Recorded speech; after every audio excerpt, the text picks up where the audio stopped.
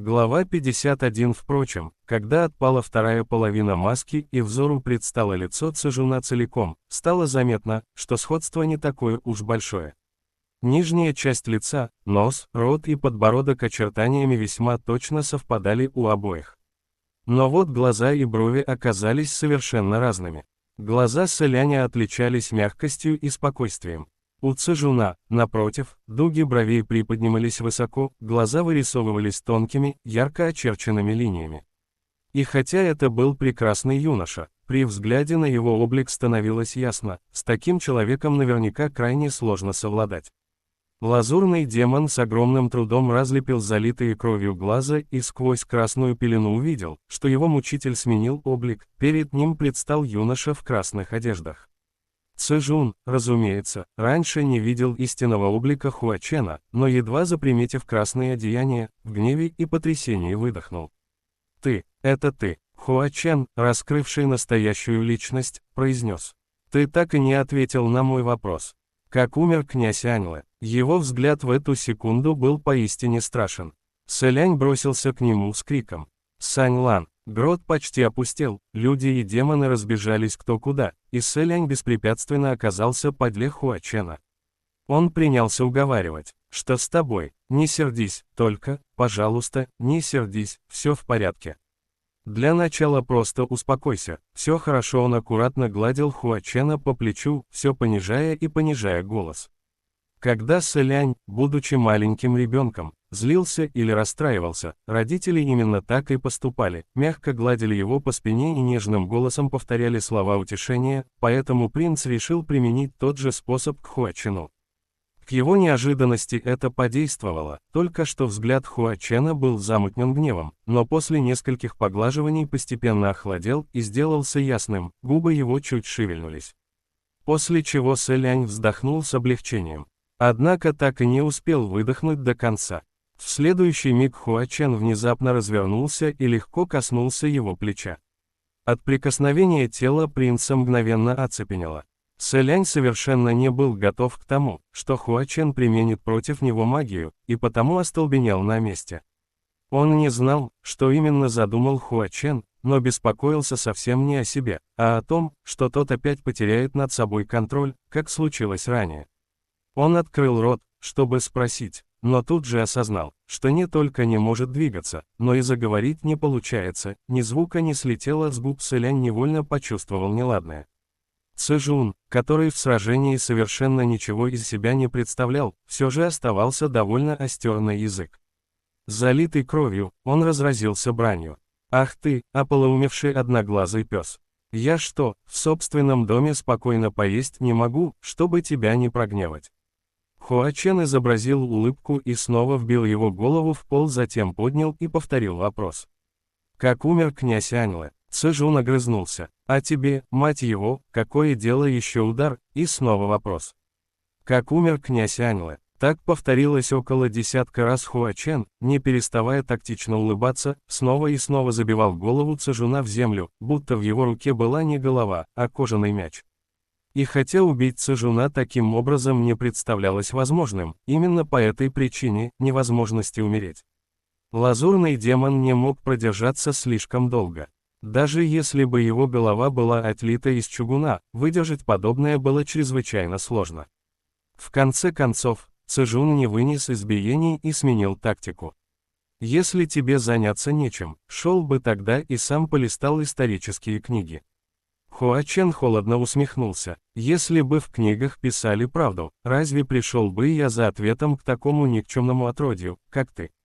Он снова занес руку для удара, но Цзэжун успел громко выкрикнуть. Это был Лан Цаньцу. Его убил Лан Цаньцу. Неваляшка за пазухой Сэляня содрогнулся, затем начал яростно раскачиваться. Он раскачивался слишком сильно, и Сэлянь не имел возможности его удержать, поэтому оставалось только молча наблюдать, как неваляшка в конце концов выпрыгнул наружу и принялся бешено крутиться на полу. Хуачен даже не повернулся, но заклятие все-таки снял.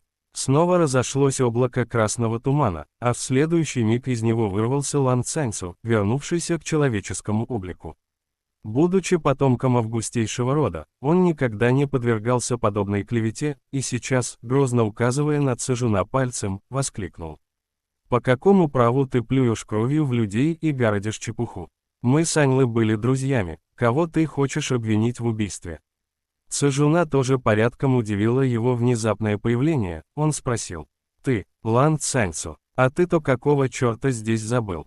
Лан Цаньцу и сам не понимал, зачем его сюда привели, он лишь разгневался из-за обвинения, которое только что выдвинул ему Цзэжун, и потому твердо вознамерился выяснить все до конца. «Ясно как белый день, что Аньлы скончался от болезни, как ты можешь вот так заявлять, что это я убил его?» Хуа Чен спокойно наблюдал, больше не отбивая удары головой лазурного демона будто мечом, и Цзэжун вступил в спор с Лан Цаньцу. «От какой, к чертям, болезни? Только ты мог поверить в подобную ерунду. Он умер вскоре после пира чистого золота, наверняка это ты тайно его прирезал, а если не ты, то кто-то из ваших старых прихвостней Юнань». Столь необоснованные обвинения повергли Лан Цаньцу в такую ярость, что у него позеленело лицо. Он в гневе бросил. «Неудивительно, что все дурно отзываются о лазурном демоне.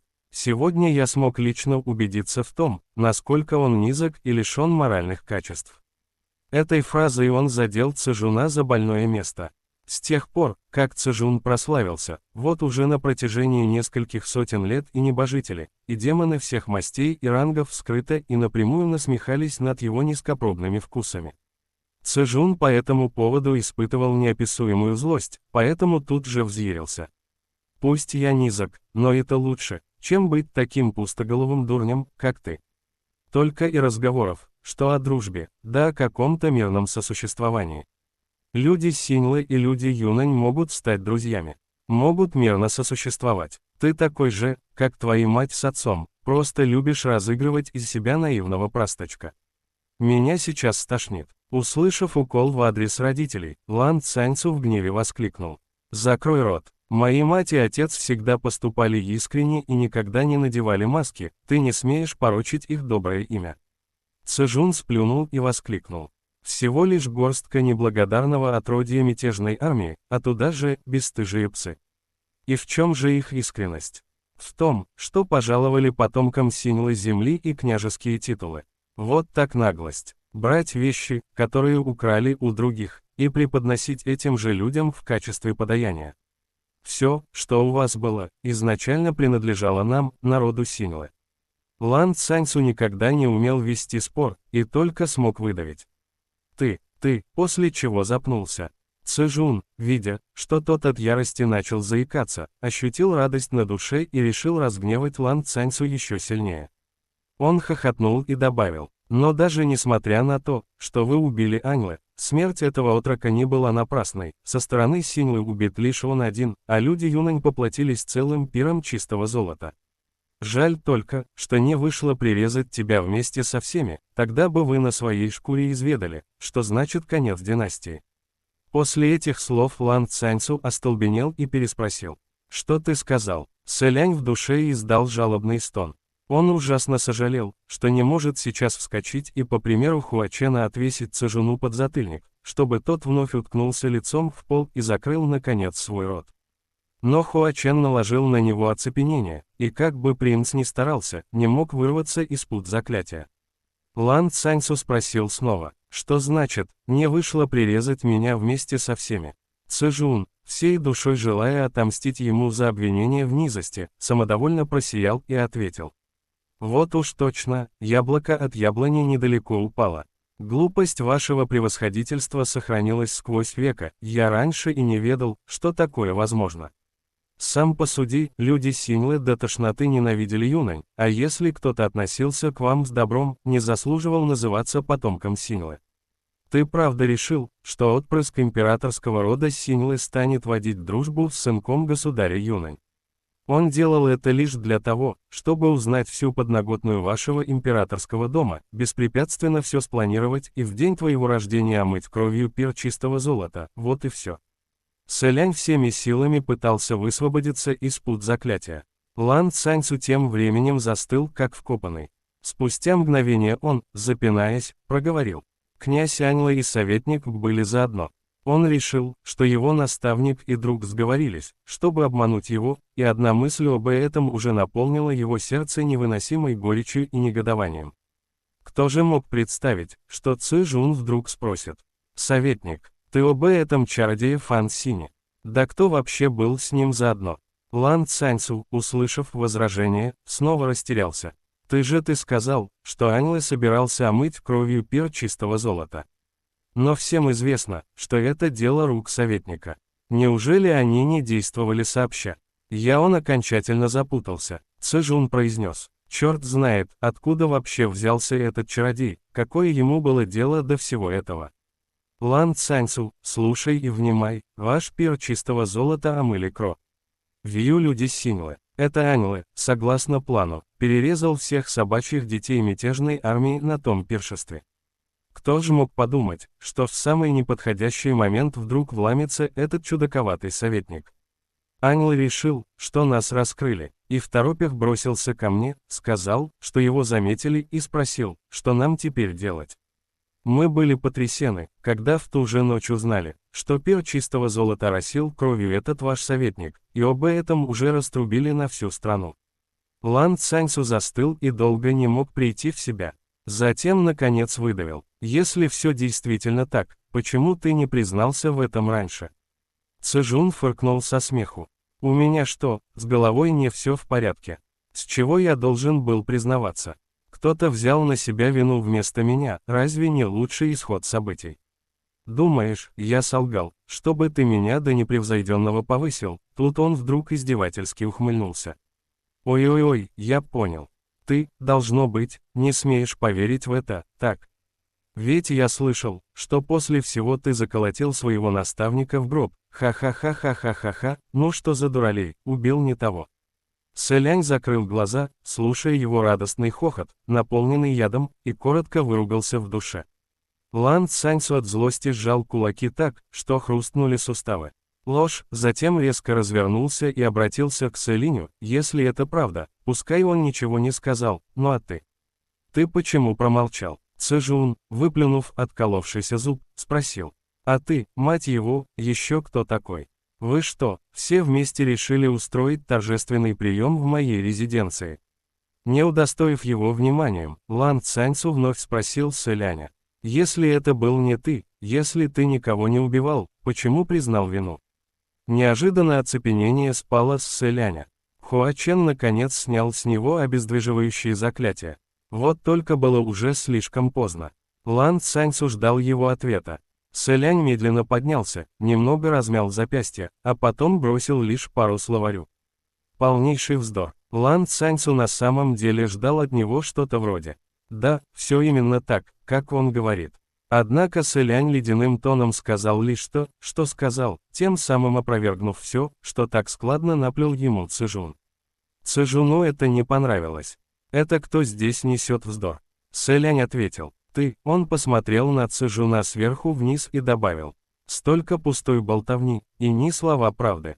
Чем ты можешь доказать, что именно потомок императорского рода Синьлы омыл кровью пир чистого золота? Ци Жуну это словно показалось ужасно забавным. Я сказал, что он убийца, значит, он убийца.